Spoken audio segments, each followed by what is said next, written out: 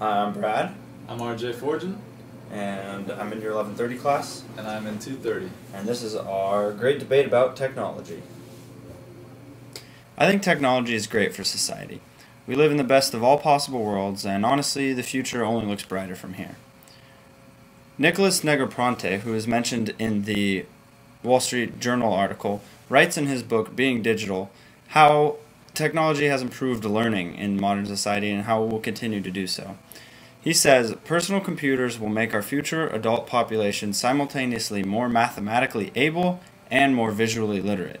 10 years from now, teenagers are likely to enjoy a much richer panorama of options because the pursuit of intellectual achievement will not be tilted so much in favor of the bookworm, but instead cater to a wide range of cognitive styles, learning patterns, and expressive behaviors.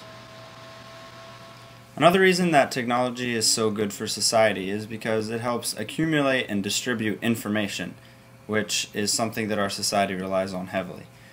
According to James Surowiecki in his book The Wisdom of Crowds, large groups of people are smarter than an elite few, no matter how brilliant. Better at solving problems, fostering innovation, coming to wise decisions, and even predicting the future. Technology helps the masses put all the information into an accessible source that anyone else can get to, and this distribution of information is so crucial to society, and we rely on it so heavily today. A third example of why technology is so important in society is all the advancements that technology has made in the medical field. We've got all kinds of machines now, x-ray machines, MRIs. We can look at broken bones. We can find cancer in its early stages. The average lifespan of the human being has grown exponentially over the past couple hundred years, and that is definitely because of technology and the advancements that it's brought us. We've gained more information, we know how to help people, we know how to live better, and our hospitals nowadays are just state-of-the-art and so high technology that it's a huge reason why humans are so healthy and thriving today. Now, Brad has it all wrong. Technology is harming society and eventually is going to be the end to all humanity. One problem with technology is that individuals have used it to rely on rather than their own knowledge. Now, there's a story in the studies of Plato called The Judgment of Thaumas. Thaumas was an Egyptian king, and he spoke with Thoth, who was a god and an inventor of many things. And when Thoth was talking to Thaumas about writing and the ability to store knowledge through writing, Thaumas told Thoth that those who acquire it will cease to exercise their memory and become forgetful. They will rely on writing to bring things to their remembrance by external signs instead of by their own internal resources. Now, this is the exact same thing that is happening with the internet. If you want to know anything, you go straight to Google. Nobody knows or has their own knowledge. Alright, so another problem with technology is the information overload. Now, there was a recent advertisement by Kenneth Cole that stated 12% of people check their email in their place of worship. Ellipsis, OMG. OMG, that's another one. Who uses abbreviations now? It's even creating a new language for us. And that would definitely not be here if it wasn't for technology. So, you know how I said it was the end of humanity? Now, this can come about maybe a couple of ways, sure. But what I'm talking about is artificial intelligent domination. Now, there's a couple science fictions out there about it. The Matrix, you have iRobot. I'm pretty sure iRobot is, in the pipes for Apple. So that's one you're definitely going to want to look out for. Apple's also the biggest company in the entire world. They are bigger than many small countries.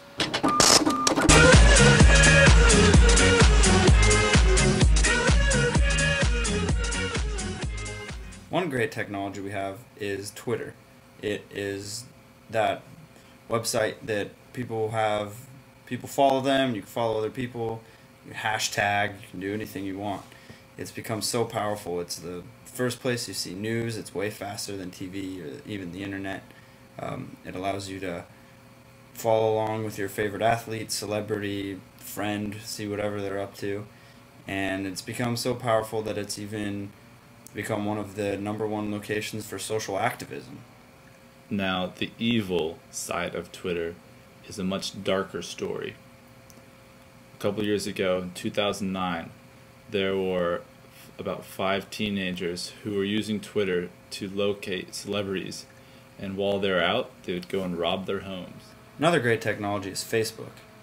I mean, how great is that? I can have 1,000 friends online. I can talk to whoever I want, whenever they're on, send messages, can share ideas, share links. It's a great way to share information, not just the social way, but you can share videos, you can share homework notes, you can share anything you want across to anyone in the world, because no matter where they are, because of how powerful the technology of Facebook is. Now, the evils of Facebook, you might ask? Well, when was the last time you shook hands with a Facebook profile? The human interaction has been decreased significantly from the use of Facebook and other social media devices. Another technology is the exciting field of bioengineering. I mean, there's so many things you can do. That involves everything from changing food, increasing food output, increasing the nutrition content of the soil that things are in, runs all the way up to people in the medical field using enzymes and proteins and all sorts of things to make exciting new medicines that can cure the diseases of tomorrow. The super virus.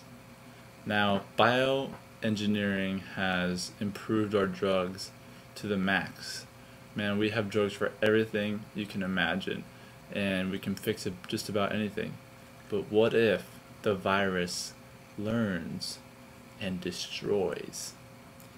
The technology we've been using for these drugs has made this a possibility, and in the future the possibilities will only increase. The Wall Street Journal article brings up a few points about the web that are interesting to think about. The first one is that the web promotes personalization that can become fragmentation.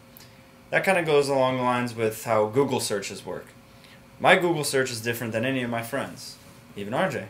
The more I use my Google, the less and less I become exposed to different areas of interest, like whatever he likes. Yeah, so when Brad is searching on his Google, he types something in and it's going to pull up a bunch of sports stuff. And because that's what he loves. When I search on my Google, it's going to pull up what I love. Let's find out what I love. What do you love, dude? Next question. Another point is that the web has created an abundance of information that can become a information overload. So this has increased stress, first of all, and also has decreased awareness.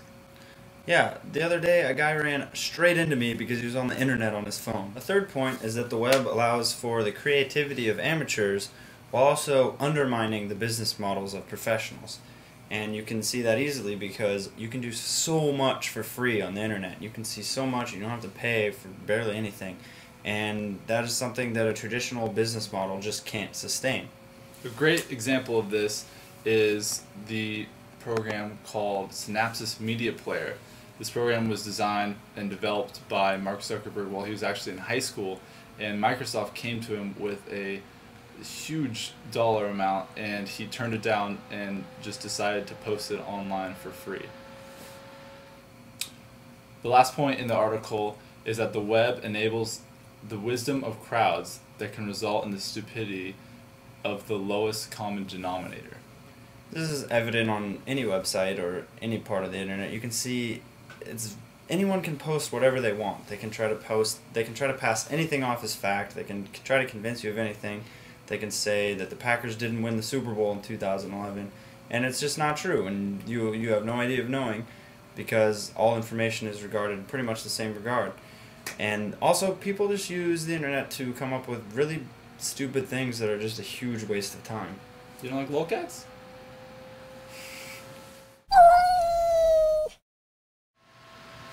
Technology!